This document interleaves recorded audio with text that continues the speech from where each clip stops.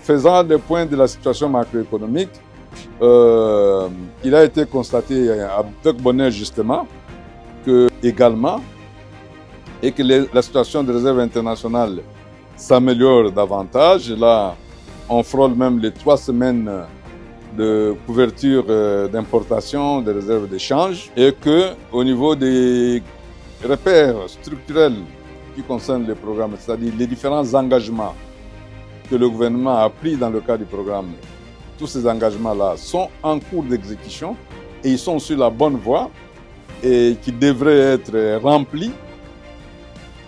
Et donc, ce tableau est assez encourageant. Le seul bémol, c'est au niveau des dépenses de sécurité qui sont toujours élevées. Comme vous le savez, cela est dû à la situation d'absence de paix qui continue à l'est du pays. Cela, naturellement, a un impact sur les finances publiques.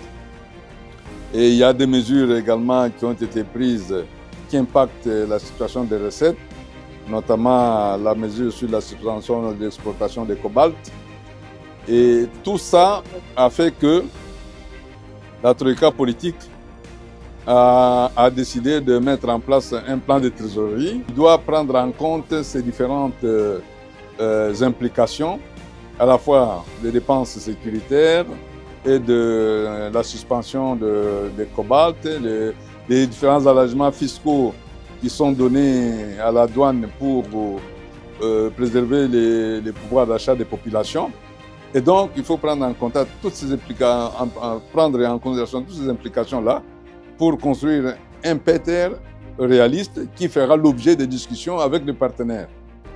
Les discussions également ont été faites au sujet de la loi des finances 2026. Comme je viens de vous le dire, il y a des situations qui impactent à la fois les recettes et les dépenses qui doivent être prises en compte et pour avoir, n'est-ce pas, une programmation réaliste qui permet